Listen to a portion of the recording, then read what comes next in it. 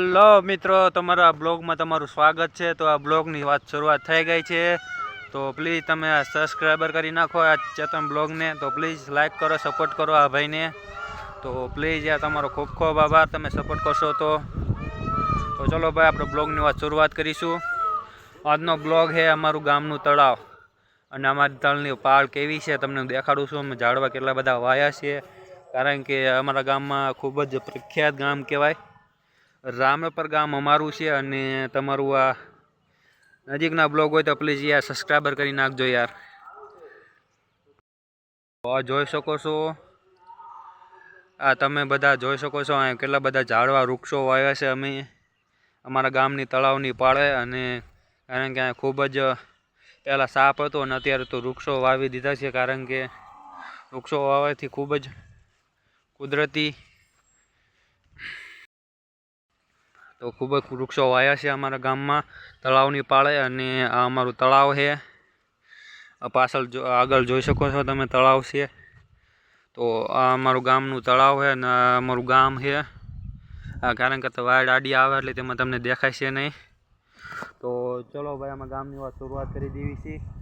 તો અમારે આ ગામ છે, ગામમાં ઘણા બધા વૃક્ષો વાયા છે, આ પાળે અને બીજા પાળે પણ વાયા છે। તો તમે જોઈ શકો છો આ અમારી ગામની ઝાડ છે, તે વર્ષોથી છે તે તો જોઈ શકો છો।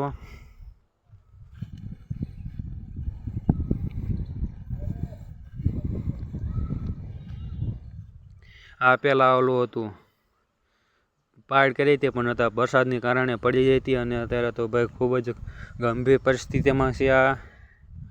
તો તમે જોઈ શકો છો આ ગામનું તળાવ છે, તળાવની પાછળ લોકો લુગડા ધોઈ રહ્યા છે, અને હું અત્યારે બ્લોગ બનાવી રહ્યો છું। અને આ પાછળનો આ રોડ છે અમારે, આ બધો રોડ છે અમારે ગામમાં। આગળ બગીચો છે, તો ચલો ભાઈ બગીચાની આપણે શેર કરવી છે, ચલો ભાઈ।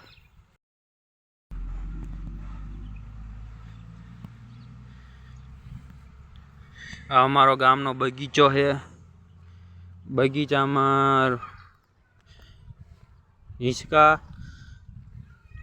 બે હિંચકા છે, અને ત્રીજું તો ખબર નહીં ભાઈ શું છે એ।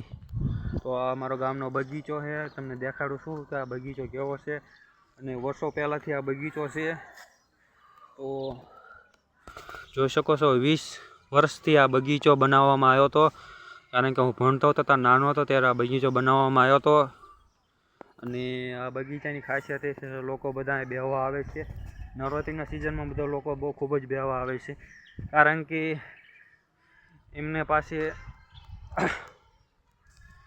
ખૂબ જ કામ હોતું નથી, એટલે તેમાં તે લોકો ખાલી ફ્રી હોય છે કે આ બગીચે બધા લોકો બેહવા આવે છે, અને બેહવાની ખૂબ જ મજા આવે છે।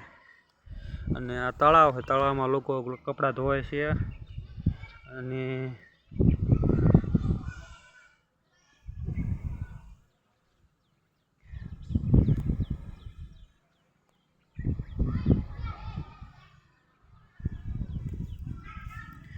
અમારી પાછળની સાઈડમાં જે છે શિવાલય મંદિર છે, અને શિવાલય મંદિર આવેલું છે।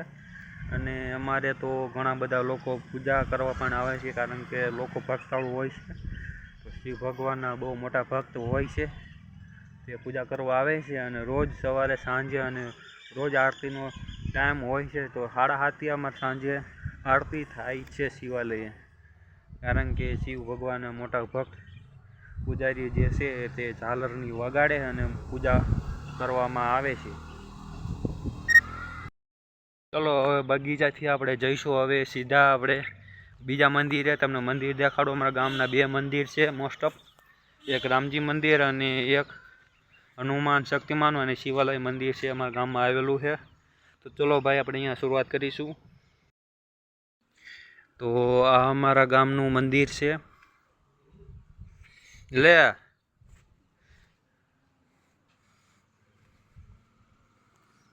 હનુમાનનું મંદિર છે, અને આ બધું પૂજા કરવા આવ્યા છે। કયો વાર થયો? શનિવાર થયો હે? હા ભાઈ રોજ આવે છે ભગવાનને પ્રાર્થના કરવા। શું માંગ્યું ભગવાન પાસેથી? કઈ ના માંગતા, બધું આપી દીધું ભગવાનને। તો આ અમારું હનુમાનનું મંદિર છે, આ યુટ્યુબ ચેનલમાં આપણે આ વિડીયો મૂકવું હોલે તેમાં બનાવવું. આ બનાવો. આ હનુમાનનું મંદિર છે, ઘણો વર્ષો પહેલાંથી આ બનાવેલું આવ્યું હતું.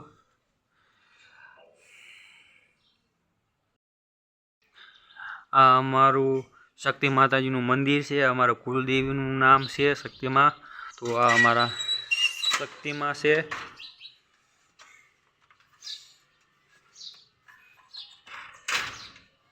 અચ્છા, બહારની સાઈડ બોલો. આ અમારું શક્તિમાનું મંદિર છે જે ગામમાં આવેલું છે. તે વર્ષો વર્ષથી આ બનાવેલું હતું ને આ મંદિર તે અમારું શક્તિમાં છે, તમે જોઈ શકો છો.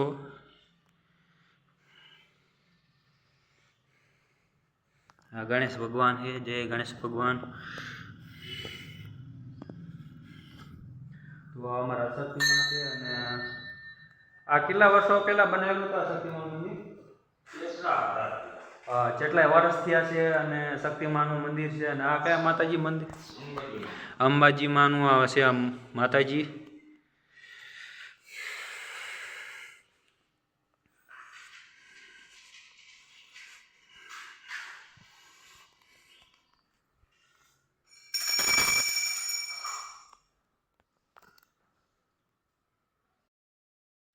હેલો મિત્રો, તો આપણે આવી ગયા છે હનુમાનના જે મંદિરે આવી ગયા હતા. અને હનુમાનનું મંદિર આપણે શાંતિથી ઉતારો નહોતો, તો આજે ઉતારું છું. અને આ હનુમાન છે અમારા ગામના. હનુમાનનું મંદિર આવેલું અમારા ગામમાં. અને રામપુર ગામમાં આ એક જ હનુમાનનું મંદિર છે. તે લોકો બધા શ્રદ્ધાળુ બધા અહીંયા આવે છે પગે લાગવા. અને શનિવારે તો રોજ બધા આવે છે, કારણ કે તેલ ચડાવવા ભગવાનને. તો હું પણ નાનો હતો ત્યારે પણ આવતો હતો. જ્યારે હનુમાનનું મંદિર, જ્યારે શરૂઆતમાં હું પહેલાં ધોરણમાંથી નહીં પણ ત્રીજા ધોરણમાંથી હું મંદિરે આવતો હતો. અને ભગવાનને પ્રાર્થના પણ કરતો હતો કે ભગવાન મારો પહેલો નંબર આવે. તો એવી વીસ માગતો હતો, પણ વીસ તે ભગવાન પાસે અધૂરી રહી જાય છે. કારણ